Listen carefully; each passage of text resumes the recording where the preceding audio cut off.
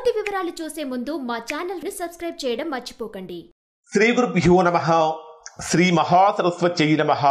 ఓం నమః శివాయ.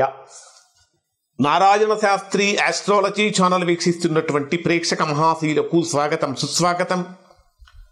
ఈరోజు మనము 2025 సంవత్సరంలో వృశ్చిక రాశి వారికి ఏ విధంగా ఉండబోతుంది అంటే, మనం ఇప్పుడు వారఫలాలు, మాసఫలాలు ఏ విధంగా అయితే చెప్పుకుంటూ ఉంటామో, పక్షఫలాలు ఏ విధంగా అయితే చెప్పుకుంటూ ఉంటామో, అలానే వార్షిక ఫలితాలు ఈ ఓవరాల్గా 2025 సంవత్సరం జనవరి 1వ తేదీ నుంచి డిసెంబర్ 31వ తేదీ వరకు ఏ విధంగా ఉండబోతుంది, వృశ్చిక రాశి వారు ఎటువంటి జాగ్రత్తలు తీసుకోవాలి, ఏ విషయాలలో సమస్యలు రాబోతున్నాయి, ఏ గ్రహాలు అనుకూలంగా ఉన్నాయి, ఏ గ్రహాలు ప్రతికూలంగా ఉన్నాయో తెలుసుకుందాం.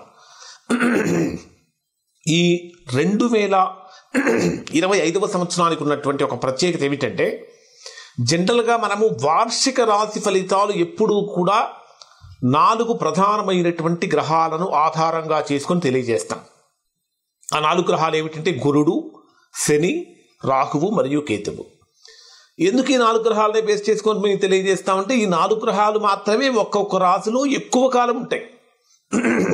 మిగిలిన గ్రహాలన్నీ నెల రోజులకి అట్లా 40 రోజులకి మారుతూ ఉంటాయి. చంద్రుడు అయితే 2 రోజులకు ఒకసారి, 2.5 రోజులకు ఒకసారి ఒక రాశి నుంచి మరొక రాశికి వెళ్తూ ఉంటాడు.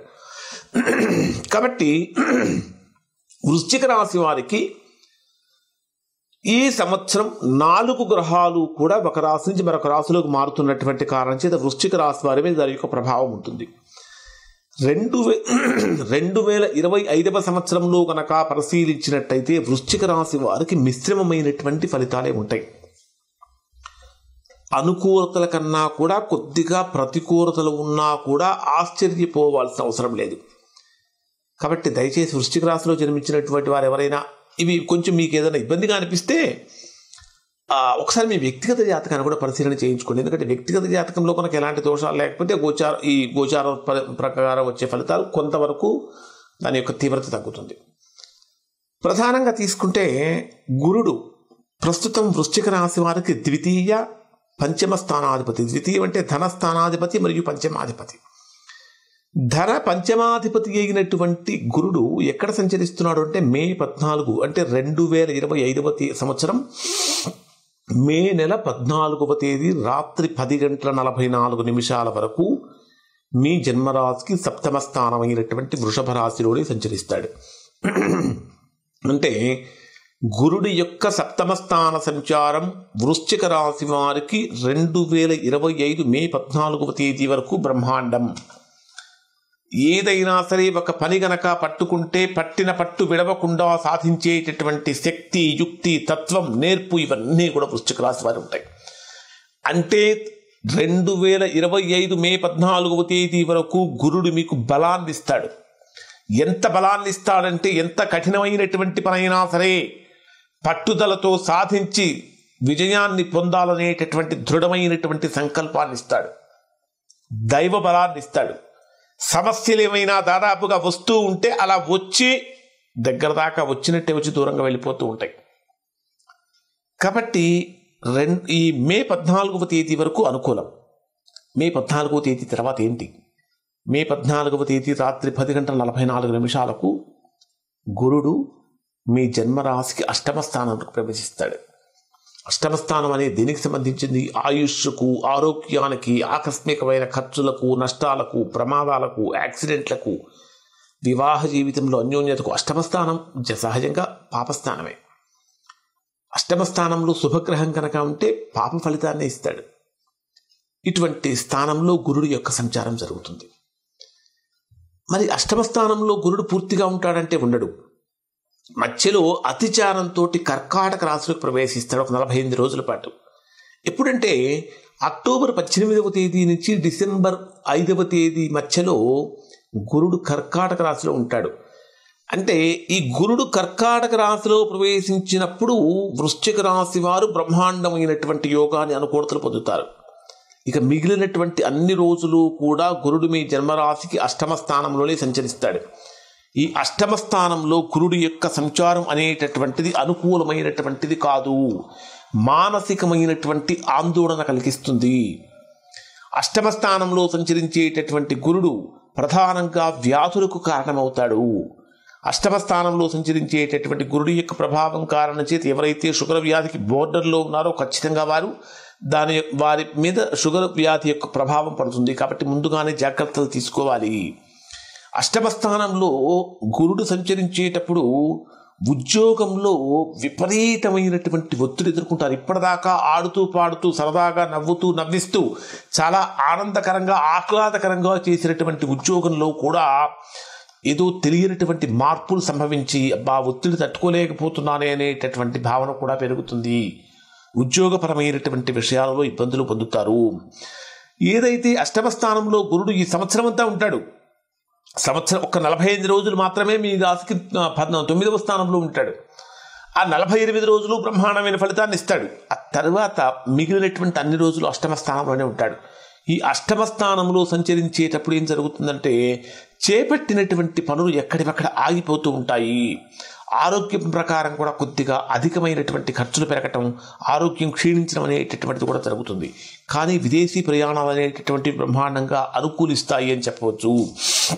దాంతోపాటు ఇక్కడ వ్యాపారస్తులు ఏదైనా వ్యాపారం చేసేటప్పుడు, ముఖ్యంగా చెప్పాలంటే వస్తువులను కొనుగోలు చేసేటప్పుడు చాలా చాలా జాగ్రత్తగా ఉండాలి. లేకపోతే ఊహించినటువంటి విధంగా నష్టాలు సంభవించే అవకాశం ఉంటుంది. ఎవరైతే ఇప్పటి వరకు వృశ్చిక రాశిలో జన్మించినటువంటి వారు కోర్టు సమస్యలతో సతమతమవుతున్నారో అటువంటి వారికి కొంచెం ఎక్కువగా ఇబ్బందులు కలిగే అవకాశాలు ఏర్పడుతూ ఉంటాయి. ఇక్కడ గురుడు అష్టమ స్థానంలో సంచరించేటటువంటి గురుడు ఒకవైపు సమస్యలు కలిగిస్తూనే మరొక వైపు పోరాట పటిమను, ఆశావాదాన్ని కలిగిస్తాడు. ఎంతటి సమస్య అయినా సరే ఎదుర్కొందాం, పోరాడదాం, సాధిద్దాం అనేటటువంటి భావన ఆ వృశ్చిక రాశి వారిలో బలమైనటువంటి పట్టుదల పెరుగుతుంది, ఆశావహ దృక్పథం పెరుగుతుంది, పోరాట పటిమ పెరుగుతుంది. అంటే కఠినమైనటువంటి సమస్యలను కూడా, జటిలమైనటువంటి సమస్యలను కూడా మీ యొక్క పోరాటంతో ఎదుర్కొంటారు, చక్కగా విజయాన్ని పొందుతారు, విజయాన్ని సాధిస్తారు అని చెప్పాలి. స్టాక్ మార్కెట్లో పెట్టుబడి పెట్టేటటువంటి వారికి చాలా తక్కువ శాతం మాత్రమే లాభాలు వస్తాయి. ఎక్కువగా నష్టపోవడానికి అవకాశాలు ఎక్కువగా ఉన్నాయి. తరువాత అంటే ఓవరాల్గా కనుక తీసుకుంటే గురు బలం తక్కువగా ఉన్నటువంటి కారణం చేత గురుగ్రహానికి సంబంధించినటువంటి మంత్ర జపాలు కానీ, అభిషేకాలు కానీ, పూజలు కానీ, దానాలు కానీ, జపాలు కానీ చేయించుకోవటం చాలా మంచిది. తర్వాత ప్రధాన గ్రహం ఎవరు అంటే శని మీ జన్మరాశికి ప్రస్తుతం ఎక్కడున్నాడు? మీ జన్మరాశికి 4వ స్థానంలో సంచరిస్తున్నాడు. అంటే అర్ధాష్టమ శని ప్రభావం ఉన్నప్పటికీ చాలా తక్కువగా ఉంటుంది. కానీ శని ఈ 2025వ సంవత్సరం మార్చి 29వ తేదీ రాత్రి 9:44 పూర్వభాద్ర నక్షత్రం 4వ పాదంలో మీనరాశిలోకి ప్రవేశిస్తాడు. మీనరాశి ఏమిటి? పంచమ స్థానం. పంచమ స్థానంలోకి శని ప్రవేశం జరగగానే ఏం జరుగుతుందంటే ఆలోచన విధానం మారుతుంది. ఆయుష్ మీద ప్రభావం ఉండదు, కానీ గురుడు కారణంగా ఆరోగ్యంలో ఇబ్బందులు కలిగినప్పటికీ శని కారణంగా ఆయుర్వృద్ధి వృద్ధి జరుగుతుంది. అంటే ఎలాంటి ప్రాణానికి ప్రమాదం ఉండదు. అంటే చిన్న చిన్న సమస్యలు ఎక్కువగా ఇబ్బంది పెడుతూ ఉంటాయి. అంటే ఎక్కువగా మెడిసిన్స్ తీసుకోవాల్సిన పరిస్థితి వస్తూ ఉంటుంది. ఇది ఎవరిని కూడా దయచేసి భయపెట్టడం కోసము, బాధ పెట్టడం కోసము చెప్తున్నటువంటివి కాదండి. ముందు జాగ్రత్తల కోసం చెప్తున్నటువంటివి మాత్రమే. దయచేసి ఎవరి మనోభావాలన్నా కనుక అంటే కొంచెం మరీ ఇంత కఠినంగా చెప్తున్నారు ఏమిటి అని కనుక అనిపిస్తే దయచేసి క్షమించండి. ఎందుకంటే ఉన్నది ఉన్నట్టుగా కనుక తెలుసుకోగలిగితే తరువాత మనకు సమస్య వచ్చిన తర్వాత అంటే చేతులు కాలిన తర్వాత ఆకులు పట్టుకునే కన్నా కూడా ఎక్కడ మనకు ఏ పాయింట్లు మనకు ప్రతికూలతలు ఉన్నాయి, ఎక్కడ సరి చేసుకోవాలి, ఏం చేసుకుంటే మనకు సంవత్సరం అంతా సాఫీగా సాగుతుందనే విషయం ఇప్పుడు తెలుసుకుందాం. సో శని యొక్క కారణంగా బ్రహ్మాండమైనటువంటి ఫలితాన్ని ఇక్కడ వృశ్చిక రాశి వారు పొందుతారు. అంటే ఆయుర్వృద్ధి కలుగుతుంది, కానీ గురుడి కారణంగా కొద్దిగా అనారోగ్య సమస్యలు కలుగుతాయి. కాబట్టి గురుగ్రహానికి సంబంధించిన శాంతి కనుక చేయించుకుంటే ఇక్కడ వృశ్చిక రాశి వారికి అనుకూలంగా మారుతుంది అని చెప్పాలి. ముఖ్యంగా చెప్పాలంటే పంచమ స్థానంలో సంచరించే శని ప్రభావం కారణం చేత జీవితంలో పరిపక్వత కలుగుతుంది. ప్రతిదాన్ని కూడా లోతుగా విశ్లేషిస్తారు. అంటే చాలా డీప్ ఎనలైజేషన్ అనేటటువంటిది వృశ్చిక రాశి వారికి సహజ సిద్ధంగా వచ్చినటువంటిది అని చెప్పాలి. దాంతోపాటు ఎదుటివారు చెప్పేటటువంటి విషయాన్ని సులభంగా గ్రహించగలుగుతారు. గ్రాస్పింగ్ పవర్ అనేటటువంటిది బ్రహ్మాండంగా పెరుగుతుంది. దాంతోపాటు వారసత్వ సంపద పెరుగుతుంది. చాలా కాలం నుంచి రావాల్సిన ధనం చేతికి అందట్లేదు, ఇవాళ ఇస్తాను, రేపు ఇస్తాను, ఎల్లుండి ఇస్తాను, రేపు రేపు రేపు అని చాలామంది పోస్ట్పోన్ చేస్తూ ఉన్నారు. అటువంటి మొండి బాకీలు కూడా వసూలు చేసుకోగలిగిన శక్తి సామర్థ్యాలు ఇక్కడ వృశ్చిక రాశి వారికి కలుగుతాయి అని చెప్పాలి. తర్వాత రాహుకేతు గ్రహాలు. ప్రస్తుతం రాహు మీ జన్మరాశికి ఎక్కడ సంచరిస్తున్నాడు అంటే పంచమ స్థానంలో సంచరిస్తున్నాడు. ఎక్కడికి వస్తాడు? చతుర్థ స్థానంలోకి వస్తాడు. కేతువు దశమ స్థానంలోకి వెళ్తాడు. అంటే 4, 10 స్థానాలలో రాహుకేతు గ్రహాల యొక్క సంచారం వృశ్చిక రాశి వారికి అనుకూలం కాదు. వృశ్చిక రాశిలో జన్మించినటువంటి వారు ఎవరైతే ప్రైవేటు ఉద్యోగాలలో ఉన్నారో, కాంట్రాక్ట్ బేసిస్లో ఉన్నారో, లేదా సాఫ్ట్వేర్ రంగంలో ఉన్నారో అటువంటి వారికి ఉద్యోగపరమైనటువంటి ఇన్సెక్యూరిటీ ఫీలింగ్ కలుగుతుంది. అంటే ఉద్యోగంలో స్థిరత్వాన్ని కోల్పోతారు. రిపీటెడ్గా జాబ్ చేంజెస్, అంటే మనకి ఇది నచ్చలేదు ఇంకోటి నచ్చలేదు ఇంకోటి, ఏదో ఒక చిన్న చిన్న కారణాలతోటి ఉద్యోగ మార్పుల కోసం ప్రయత్నిస్తూ ఉంటారు. ఉద్యోగంలో స్థిరత్వాన్ని కోల్పోతారు. చతుర్థంలో రాహు యొక్క ప్రభావం కనుక ఉంటే ఫస్ట్ ఏదైతే ఉద్యోగంలో జాయిన్ అవుతారో దాంట్లో ఎక్కువగా నిలబడలేరు. సెకండ్ చేసేటటువంటి ఉద్యోగం కొద్దిగా అనుకూలంగా మారుతుంది. దశమ స్థానంలో కేతువు యొక్క ప్రభావం కూడా, దశమ స్థానం అంటే కర్మస్థానము, ఉద్యోగ స్థానము, వ్యాపార స్థానము. దశమ స్థానంలో కేతువు వచ్చినప్పుడు ఏం జరుగుతుందంటే కేతువు మోక్షకారకుడు అయినటువంటి కేతువు దశమ స్థానంలోకి ప్రవేశించినప్పుడు ఉద్యోగాన్ని కొద్దిగా నిర్లక్ష్యం చేస్తారు. చేయవలసినటువంటి పని సరిగా చేయలేకపోతారు. ఆ కారణం చేత కొద్దిగా ఉద్యోగపరమైన సమస్యలు కూడా కలుగుతూ ఉంటాయి. అంటే ఓవరాల్గా కనుక పరిశీలించినట్లయితే వృశ్చిక రాశి వారికి ఈ 2025వ సంవత్సరంలో మిశ్రమమైనటువంటి ఫలితాలే పొందుతున్నారు. ఇప్పుడు మనం ఫలితాలు చెప్పుకున్నాం. వీటికి సంబంధించినటువంటి పరిహారం ఏం చేయాలనేది ఒక ప్రత్యేకమైనటువంటి వీడియోలో తెలియజేస్తాను. శుభం.